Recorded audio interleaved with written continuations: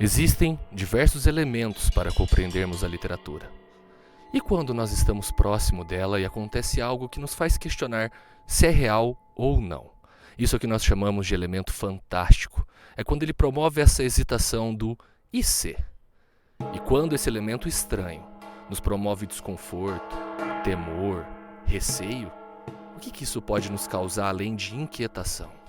E também há outro elemento, o maravilhoso, que é quando nós somos abraçados pela magia, quando o sobrenatural se torna natural.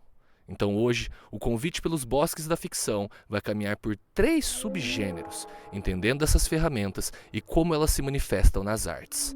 Sejam bem-vindos e um ótimo passeio pelos bosques da ficção.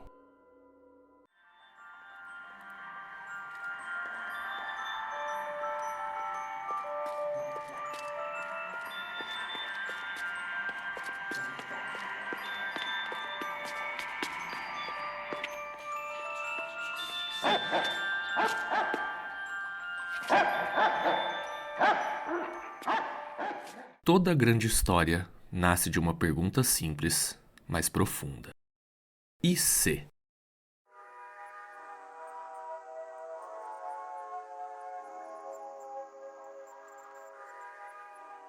E se o que você vê, ouve ou sente, aquela sombra, aquele som estranho, não puder ser explicado por causas naturais? E o se o impossível, ainda que por um momento, fosse real? É nesse instante tênue que o fantástico acontece. Como define Todorov, há um fenômeno estranho que pode se explicar de 2 maneiras, por causas de tipo natural e sobrenatural. A possibilidade de se hesitar entre os dois criou o efeito fantástico. Essa hesitação, esse momento de dúvida, é passageira, delicada. Um instante no qual o real e o impossível se enfrentam sem que uma resposta definitiva se imponha. E é exatamente essa dúvida que dá vida ao fantástico. Mas é importante destacar que o fantástico não é um estado fixo, nem uma experiência única. Ele pode se manifestar em diferentes formas, o estranho e o inquietante, caminhos que exploram essa hesitação e tensão. Por outro lado, existe o maravilhoso, que apesar de próximo em algumas sensações, é algo distinto. O maravilhoso não pertence ao fantástico. Vamos então explorar esses conceitos juntos.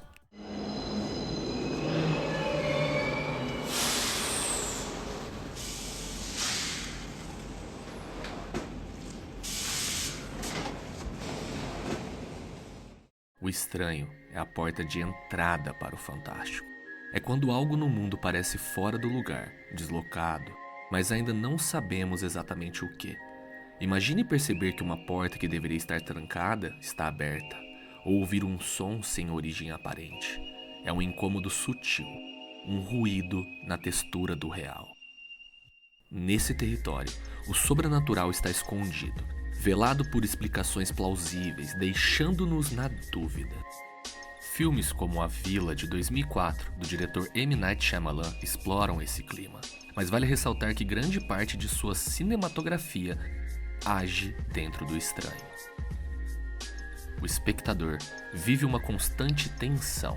Será que o sobrenatural existe ali ou tudo se explica pela razão?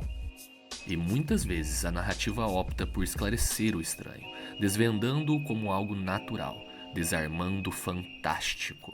Assim, o e se torna-se não era, e o mundo volta a ser familiar.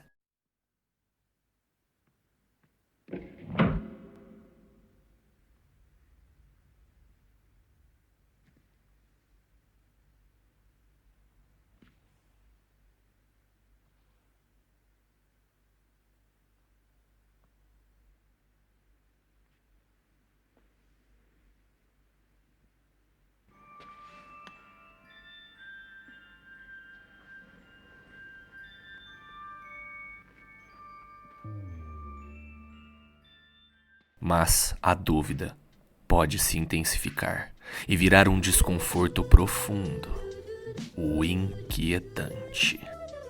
É quando o familiar se torna estranho, perturbador. Algo que deveria ser acolhedor passa a gerar medo. Imagine um boneco que parece humano demais, ou uma voz conhecida que soa errada. Freud definiu o inquietante como aquela espécie de coisa assustadora que remonta ao que há muito conhecido, ao bastante familiar. Esse medo não vem do desconhecido, mas do conhecido que se distorce. Vampiros, por exemplo, assustam porque são humanos e não são ao mesmo tempo. Eles têm forma e fala humanas, mas se alimentam de sangue e vivem eternamente. Inúmeros são os exemplos dentro dessa categoria. Podemos pensar no folclore, nas suas criaturas deformadas, podemos pensar em tudo aquilo que nos envolve e que nos assustou, sendo familiar a nós, mas de uma maneira incorreta. Um dos melhores exemplos que podemos ter está no cinema japonês. Pulse, ou Kairo, de 2001, dirigido por Kiyoshi Kurosawa, usa o inquietante de maneira marcante.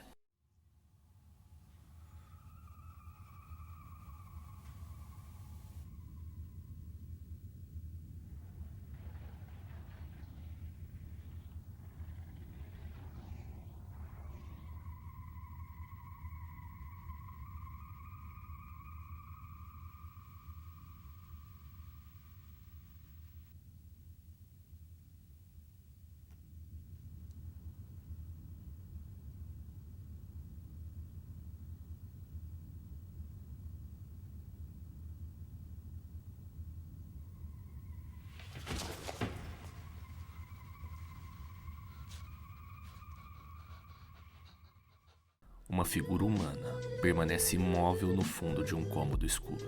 Seus movimentos são lentos, quase mecânicos, e seu rosto fica oculto pelas sombras, criando uma presença ao mesmo tempo familiar e profundamente perturbadora. Esse é o inquietante em sua essência, o conhecido que se torna estranho, um reflexo distorcido que provoca uma angústia silenciosa e crescente.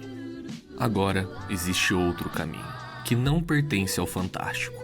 É o caminho do maravilhoso. You cannot pass.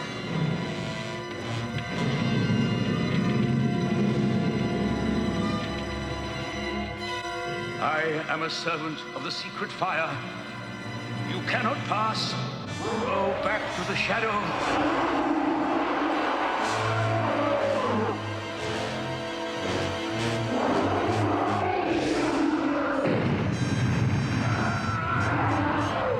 You cannot pass.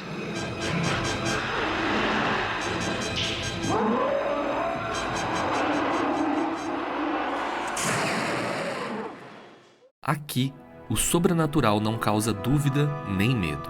Ele é parte natural do mundo, aceito por todos os seus habitantes. A magia, as criaturas fantásticas, os poderes sobrenaturais são esperados e normais. No maravilhoso, não existe hesitação. Em vez de questionar o que é real, a narrativa transporta o público para o universo onde o impossível simplesmente acontece. Exemplos clássicos são os contos de fada, Nárnia e o mundo de Harry Potter e tudo que vem a ser tocante na fantasia. Olhemos, por exemplo, O Senhor dos Anéis, uma história cheia de magia, seres fantásticos e acontecimentos extraordinários.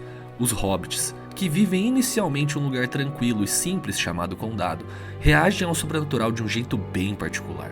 Quando Frodo, Sam, Merry e Pippin saem do Condado, eles enfrentam um mundo muito maior, cheio de perigos, mistérios e forças que parecem incríveis demais para serem reais. Durante essa jornada, eles ficam impressionados, assustados e maravilhados com tudo o que veem e vivem. Muitas dessas coisas eram para eles apenas histórias ou lendas que ouviram desde crianças. Mas diante do inesperado, os hobbits não sentem aquele estranhamento típico do fantástico, aquela dúvida inquietante se aquilo é real ou não. Para eles, o sobrenatural não é um mistério nem uma ameaça, mas a confirmação viva de tudo aquilo que faz parte da tradição e da memória do seu mundo. Eles aceitam a magia e o fantástico como algo natural, uma extensão da realidade que eles sempre imaginaram, ainda que agora seja palpável e presente em suas vidas.